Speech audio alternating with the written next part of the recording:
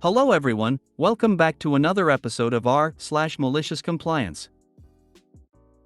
In today's episode, either be fired or accept a massive pay cut.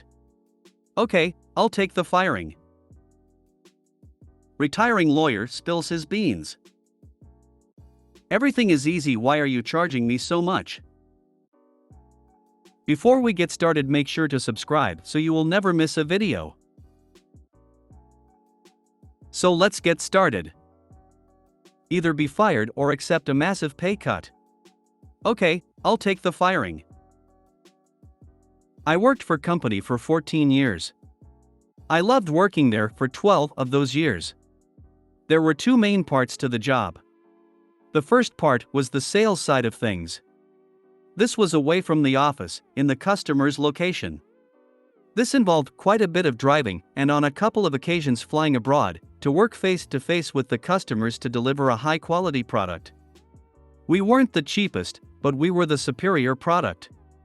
And I was the best employee when it came to delivering the product. I consistently got rave reviews from customers for my personal style when it came to delivering the product and executing the customer's vision. I got a huge amount of repeat business and I got a lot of new business through word of mouth with customers recommending the company based on their experiences with me. The second part was the office side. This was my weaker side. I hated cold calling potential customers with numbers I found in the phone book. When it came to answering the phone and speaking to potential customers who initiated contact with us, I was fine. But I wasn't great at making the calls. This was my only real not great part of my job. So, in the office, I wasn't asked to make any calls. Instead, I prepared product, designed new product, trained new staff members, ended up being one of the biggest parts of my job. I was also the problem solver, helping out whenever and wherever, filling in for sick employees whenever I could.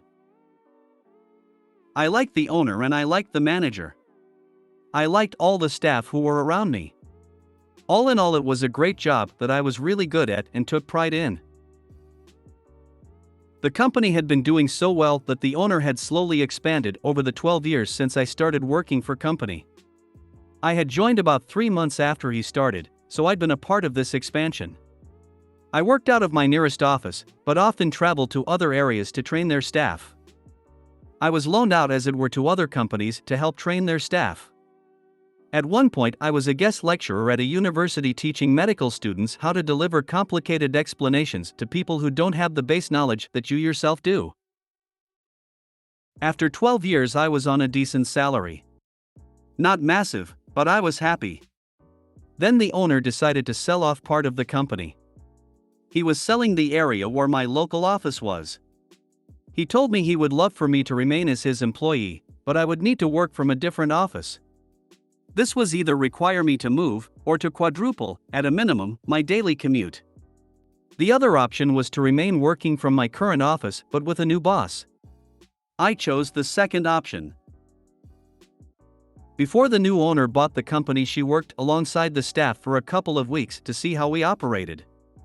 This was before any of us knew she was about to buy the company. As far as we knew, she was just another employee, and she was shadowing us to learn.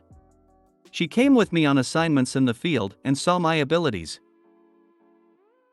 When the sale was announced and we were informed that she was the new owner, everyone was very surprised. She made some sweeping staffing changes. The manager left to start her own business, since the new owner was also going to be the manager. A lot of staff were let go. The secretary, myself, and a couple of newer hires were kept on. The new hires were on the lowest wages, not salaries. Anyone who had got to a decent level was let go. Since almost everyone was on a 0-hours contract, she was able to do this. Whilst technically it was a new company for the customers, it was the same old business. The company still had the same trading name. The only real difference was that there was a new owner and the registered business name was now different. As far as the customers were concerned, nothing had changed. My job for the first few months after the sale was to train up the remaining staff to replace the more experienced staff members who had been let go. I recommended a couple of new hires who I had experience working with in the past. I was open and honest with the owner, and let her know that one of them was a close friend and one of them was my girlfriend. Both were more than qualified for the work and both were happy to join. My friend had recently come back to the country after a year of traveling, whilst my girlfriend could only work during school holidays, worked in a school. The owner gave them both interviews, then hired them, since we needed the staff. Over the next 2 years, business started to fall. The reason was simple: the new owner decided to try and maximize profits by increasing prices whilst decreasing the quality of the product.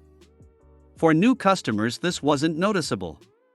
They just thought we were expensive and the product wasn't the best.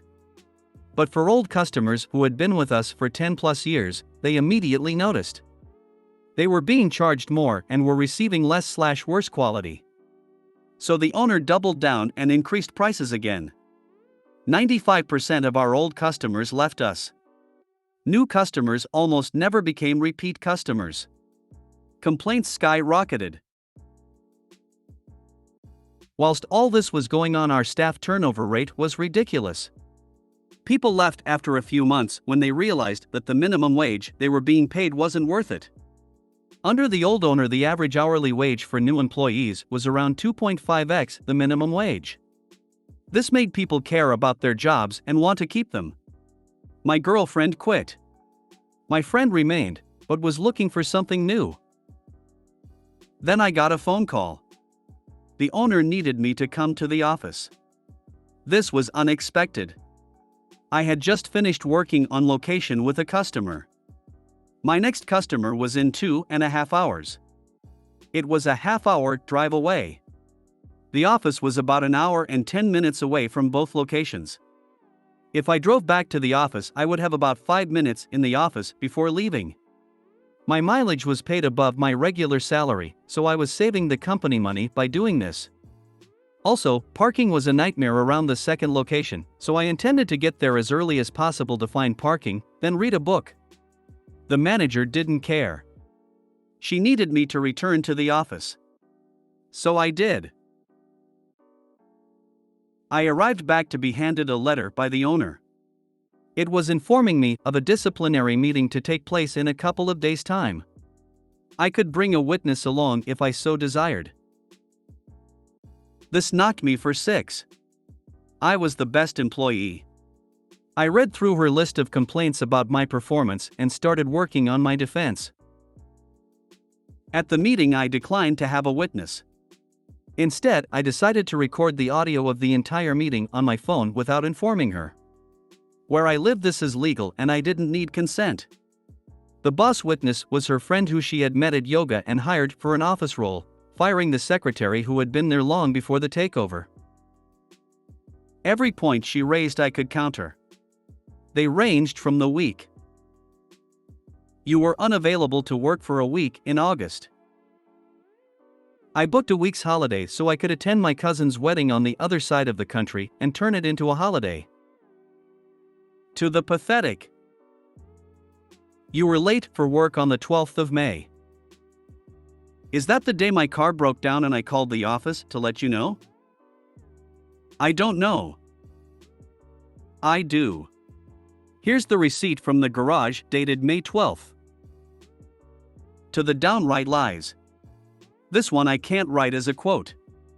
Basically, she accused me of gross misconduct for breaking health and safety laws in the way I was delivering a product for a customer.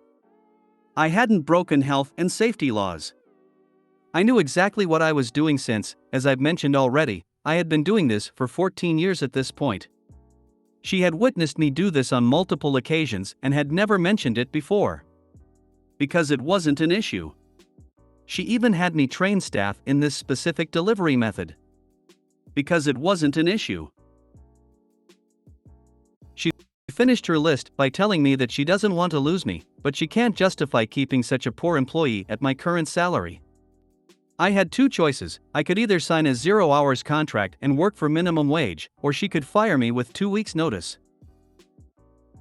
I countered that she would have to give me 12 weeks' notice, since my contract guaranteed me 1 week's notice for every year of employment, up to a maximum of 12.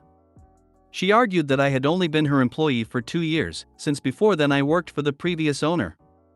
I informed her that with how the business takeover had run, it counts as continuous employment. I quoted the exact law and code that backed me up. She asked for a 30-minute break in the meeting to let me think about her offer. She went to call her lawyer. When she came back, she informed me that since she was firing me for gross misconduct, she didn't have to give me any notice at all. If I wanted to remain and move to the 0 hours contract, I could do that today. But if I didn't, then she would have to fire me. But because she was nice, she would give me the 2 weeks notice. I asked for a couple of hours to go home and think about this. She allowed this. I knew the reason she wanted me to remain for at least the 2 weeks was because one of our few remaining bigger customers were set to have a product delivery from me in that time. They would only work with me. The owner had tried sending other staff in my place on several occasions, and each time there had been problems. It wasn't the staff's fault. It was just a very difficult delivery for a very specific customer which needed to be perfect. As a result, this customer would only deal with me. I called the office and spoke to the owner. I declined the offer of a 0 hours contract and said I would be leaving. She then said she was giving me my 2 weeks notice. I declined her offer of 2 weeks notice. I informed her that if I was being fired for gross misconduct, then surely I cannot be relied upon to safely deliver the product. Therefore, it would be best for everyone involved if I didn't return to work. She panicked and said that she needed me for those 2 weeks. I feigned ignorance and let her know that I was just thinking about what's best for the company. After all, you can't have unsafe staff delivering your product to your customers.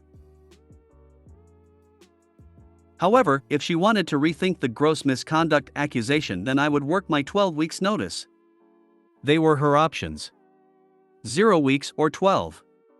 She chose 12. For those 12 weeks, I worked the same way I had for 14 years. I didn't coast. I didn't slack. I didn't badmouth the company on my way out.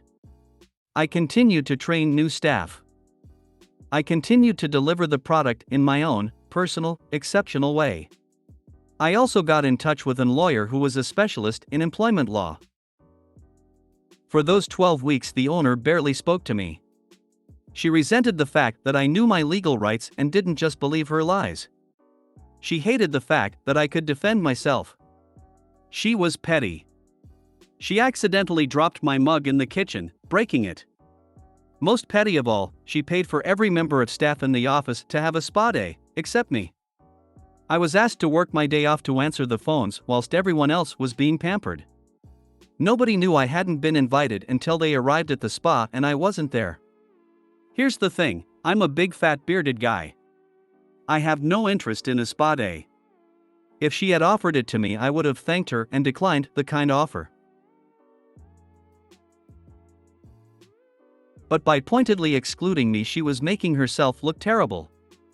For the last 2 weeks, I was training up my friend to basically take over from me. At the end of the 12 weeks, my final day came around. The owner had nothing planned. Not so much as a card after 14 years, 2 for her. The office assistant manager who had become a friend had got me some presents, but had to give them to me once the boss was gone, for fear of reprisals. The day after my final day, 2 things happened. The first was my friend who I had been training up to replace me quit. He was on a 0 hours contract, so required no notice. He was unhappy with her treatment of me, and was unhappy that she expected him to do my previously salaried job for minimum wage. He hadn't informed me of his plans to leave, and I only learned of it when he knocked on my door in the middle of the day when he should have been at work to let me know.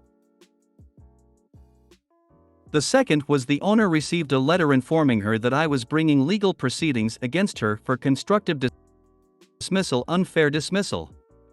I had arranged this with my lawyer to be delivered the day after my final day. According to the office assistant, she went pale and started crying before leaving the office to call her lawyer. She refuted my claims for constructive unfair dismissal. Said it was gross misconduct. tried to come up with some more reasons for firing me. But the truth was that the company was making less money because of her business practices, and I was the highest and only salary. I had evidence that I was a great employee. I had evidence that she asked me to move to a 0-hours contract. She initially tried to deny this, since the gross misconduct fabrication makes no sense if she wanted me to stay. But once my lawyer provided hers with a transcript of the entire meeting along with a copy of the recording, she knew she was F***ed. Still, she let the case drag on for over a year. I think she hoped that the legal fees would lead to me dropping the case. Little did she know my lawyer was working on a no-win no-fee basis, whilst hers wasn't. She ended up settling out of court. The aftermath. The office assistant who had become a friend quit a couple of months after I left. She hated how I was treated and didn't feel safe working for such an untrustworthy boss. Several former customers contacted me personally to inquire why I was no longer with the company. Apparently, the owner was telling them that I just quit. I informed them that I had been fired for cost-cutting reasons. They moved their business elsewhere. Several offered me jobs. One went so far as to offer me a part-time job and to pay for me to attend college to earn a degree required for them to hire me full-time. This was a lovely offer, but they were one of the customers who were a bit too far away to commute, and I wasn't ready to move. In the end, I found a new job in a different industry where a lot of my skills transferred over. Currently earning more than I was, working less hours, and for better owners. The business is floundering. COVID left the new owner desperate for cash. She canceled orders but refused to refund customers' money, citing an act of God clause in the contracts. The business Facebook and Google reviews have tanked. Most staff left. The business is still afloat, but barely. A hard-working employee with good work ethics is worth their weight in gold. Happy employee equals better work. Not sure why a lot of upper management doesn't seem to understand this simple formula. Good for you. Seems like people got what they deserved. As Buck Strickland says, don't kill the golden goose. That felt like a slow burn revenge, and I love it. Revenge casserole is one of the more delicious dishes, after all.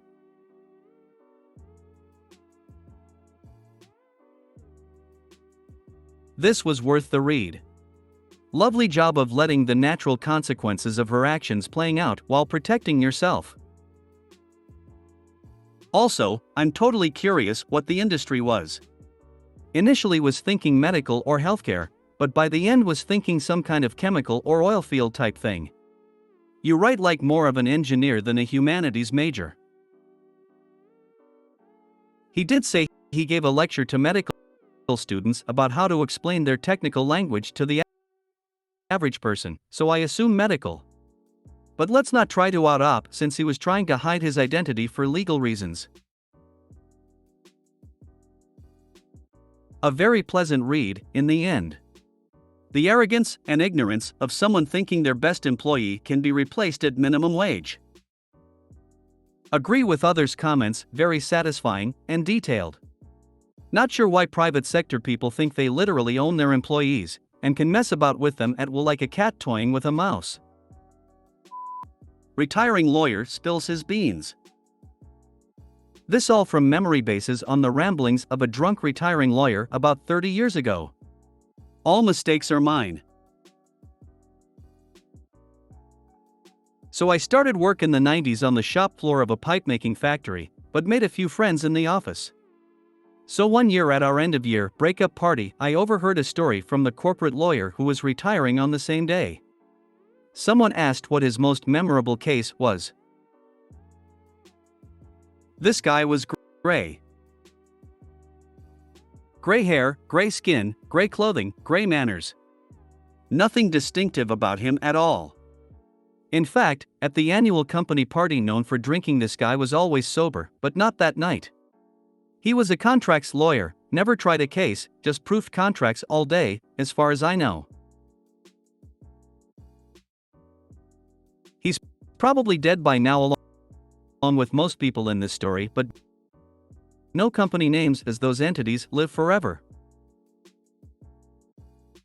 So, we made pipe. Plastic pipe. Water supply, sewer, electrical, and telecommunications duct. We were the second biggest in the market and would swap contracts with the biggest manufacturer as we both bid on supplying the big players in the markets. In our jurisdiction, we had a government communication department which got sold off and became big telco along with deregulation of the sector. We supplied green ducting for telecommunications to big telco, lost the contract to the competition, gained it back, etc. Life went on. One day, a new international company entered our market and started undercutting big telco. Let's call them OK Telco. So as things go, we lost the big telco contract, but picked up the OK Telco contract, which was bigger as they had to establish an entire network from scratch. Yay us! This is where Mr. Gray enters the story. He was a contracts lawyer, not a criminal law or other specialty, but contract. He gets a please attend meeting invite from big telco along with a select few from our company. Probably about the upcoming renegotiating of contracts. When Mr. Gray walks into the room with his boss, there sitting across the boardroom table are Mr. Bigshit and several $5 flesh-eating attack lawyers. They ambush them with an injunction about using this green, the standard telecommunications green, for OK Telco pipes and are ready to take them for everything including the pension fund for daring to supply the competition. They had a strict contract on the table which had to be signed then and there, or another $5 flesh-eating attack lawyer standing by at the courthouse would have a judge sign an injunction against making any pipe at all until the case was settled. Probably an empty threat, but even a 2-week break in production could kill our company while lawyers cleared it with a judge to let us make other types of pipe. Mr. Gray looked over the contract and told the boss to sign as they could tie us up in knots due to their huge size and budget, while the contract just made it clear that this green was the exclusive property of big telco and could only make it for big telco. We folded like a shirt and signed. Life went on with us making OK Telco of that green pipe. A few months later, Mr. Gray went to a 20-year reunion from his law school. Guess who was there? Mr. Bigshit, telling everyone about how great a lawyer he is and how he can push around anyone due to how great he is, and definitely not due to his huge budget and army of $5 flesh-eating attack lawyers. Mr. Gray is pissed. Mr. Gray bides his time and pores over the contract. A few years later, big telco has to have a name change due to how much bad press they have from shifty service and practices, and as a way to avoid debts under the old name. They change everything: storefronts, letterheads, everything. They are now Newell Telco. Contracts come and go. The other big pipe company gets the contract from Newell Telco to make pipe. Mr. Gray strikes. Other pipe company and Newell Telco get served with cease and desist orders about making and using green pipe. Bigshit lawyer is puzzled and angry that this has happened and calls Mr. Gray. Mr. Gray arranges a meeting and then hangs up on Bigshit mid-threat.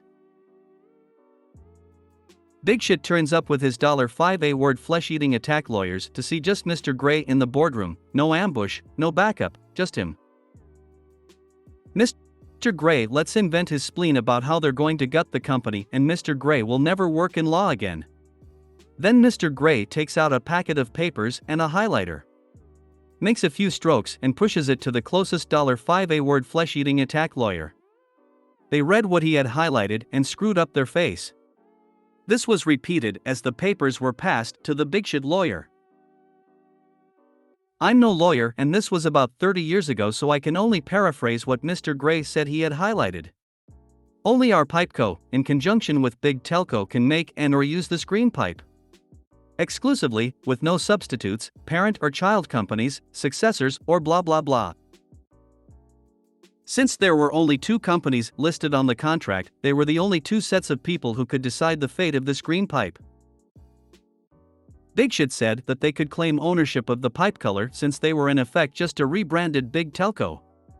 Mr. Gray pointed out that admission would cause all their avoided debts to come home with interest along with an admission of guilt in trying to pervert the course of justice. Big Shit then claimed that they inherit the ownership. Mr. Gray cut him off with the no child company clause.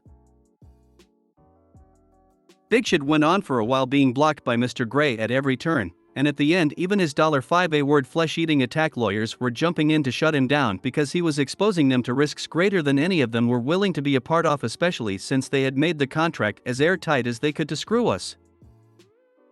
As they were leaving, Mr. Gray said 2 things. This was an unfair fight, all if you versus me. Next time bring more and smarter lawyers.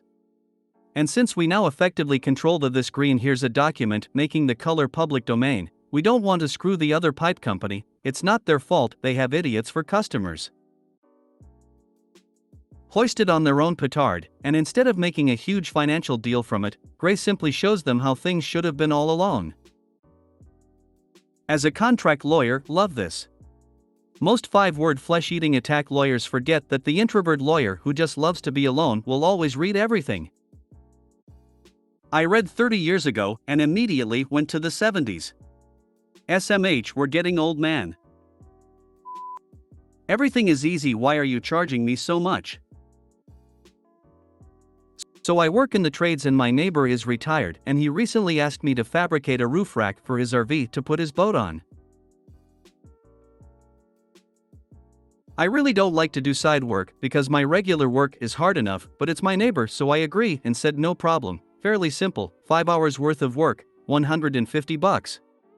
This is friend and neighbor price. I make a lot more than that in real life. On the flip side, everyone else he talked to wanted a shitload more money. Go figure. He balked at it because he saw a video on YouTube and it's easy and doesn't take that long and I'm charging him an arm and a leg. I told him that is video editing. Fab takes time.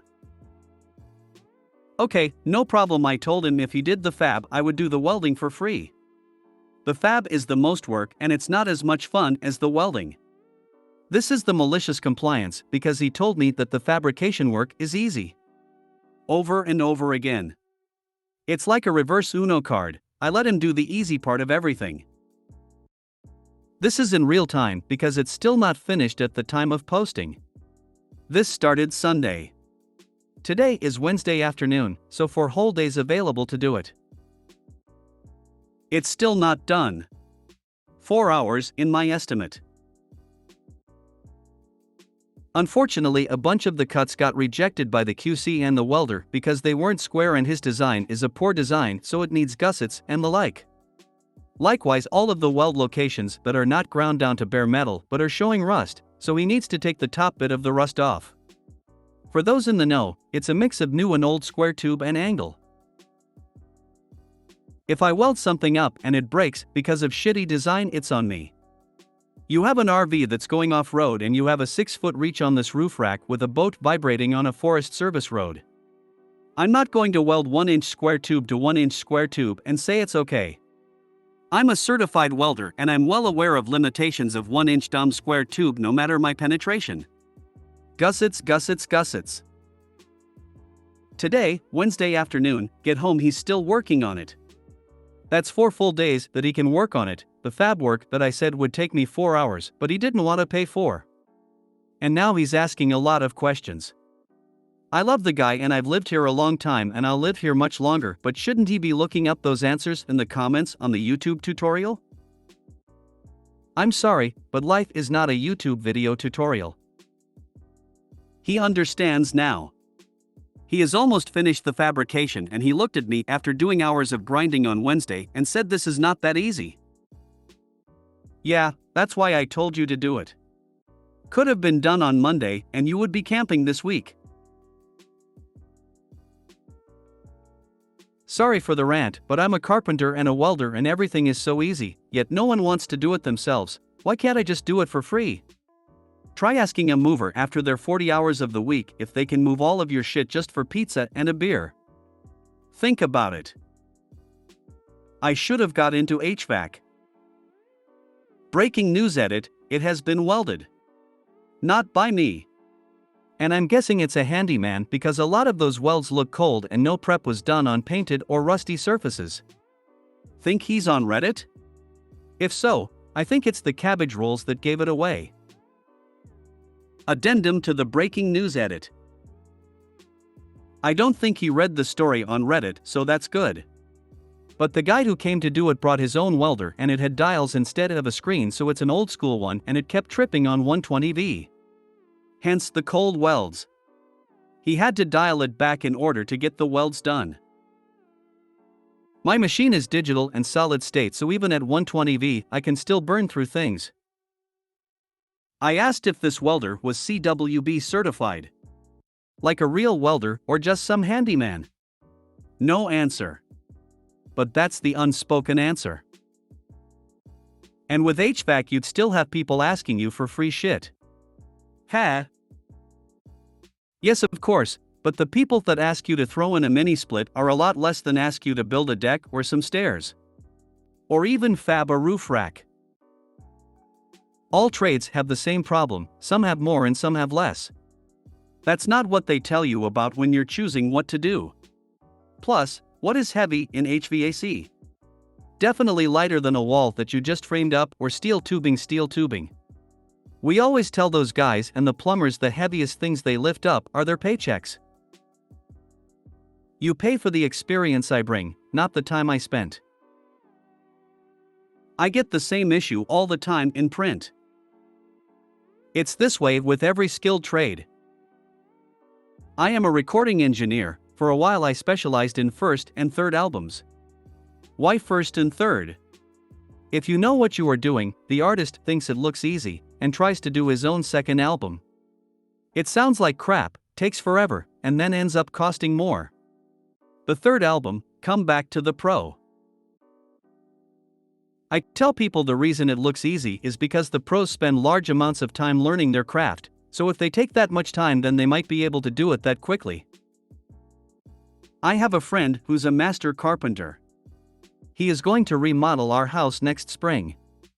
I told him straight up that I want him to quote the same price as he would give any other customer, and he would be guaranteed to get the job. Because I trust him.